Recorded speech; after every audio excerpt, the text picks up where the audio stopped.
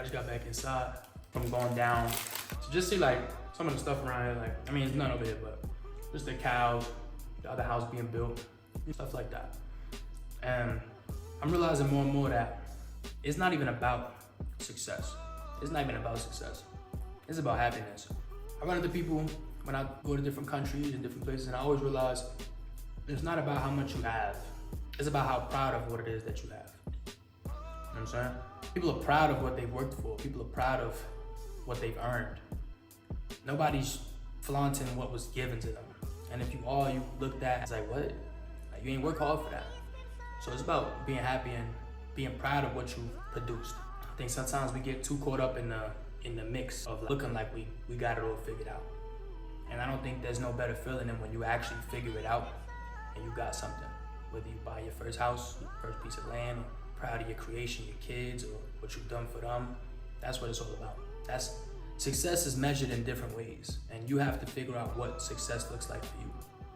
Because I think the misconception is that a lot of us think success looks the same for everybody, and that's just not what it is. That's just not reality.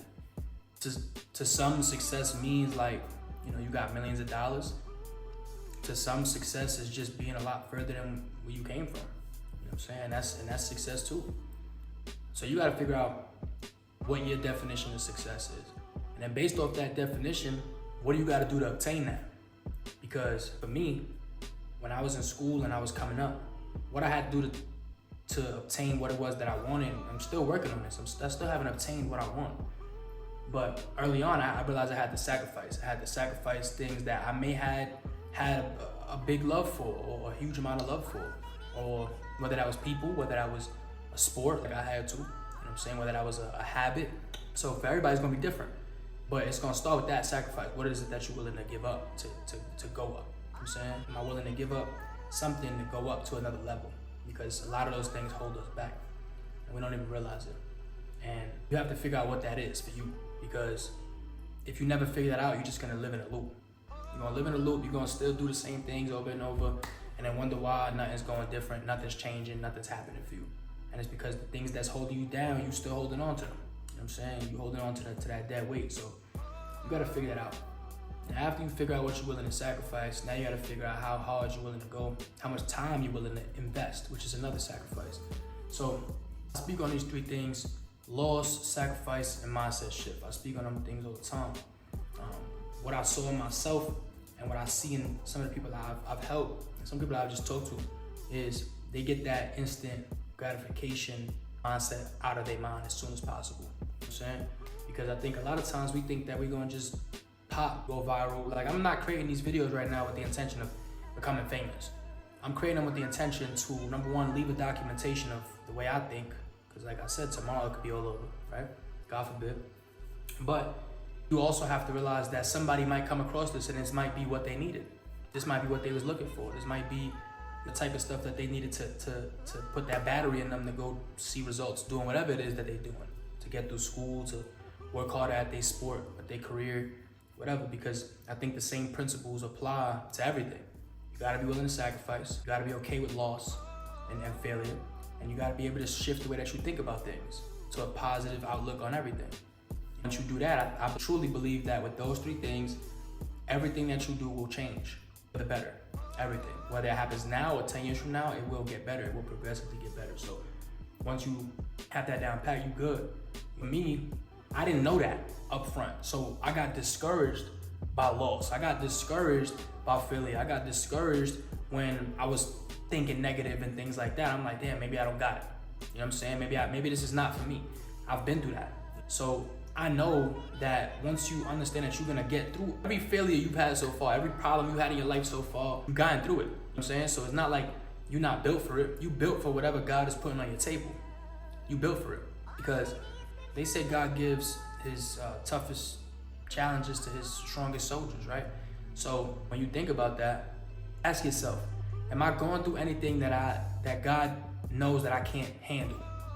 And the answer is no. Everything that you're going through is for a reason, is for a purpose. And personally, I think, based off of what I've went through, the lessons that I've learned in the hardest points have always outweighed the pain of that situation. Always. I'm saying it's always gotten me through the next hump in the road or next bump in the road that I was gonna need those lessons for. And I'm grateful that I was able to overcome, because God put me in a position to learn these things in other situations that were not as serious. You know what I'm saying? So when these things come around, embrace your failures, embrace your successes, embrace everything, because one day the lessons you learn from your previous failures are gonna be the lessons that are gonna help you succeed. And I think that's the coolest thing about failure, is that although it is a little bit discouraging in the moment, what you're gonna learn from it is gonna be the reason why you have a breakthrough down the line. And I think that when you look at it like that, it's a very bittersweet feeling, because now you're able to look back and say, I know why I went through that. You know what I'm saying? I know why I lost this person. I know why this death in the family hit me the way it did, but I learned something from it. A lesson that person taught me, came up in my mind when I was thinking about this or that, and it helped me get to the next level. So losing my business or wasting this money or whatever, it always comes back full circle. It's always a full circle moment. And those are the best feelings in the world. So stay focused, stay aware.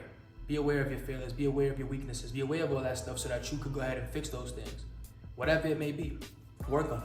I have my weaknesses still. I have stuff that I still need to work on. But I'm making it a priority to be aware of them and figure out what those things are so that I can go and fix them.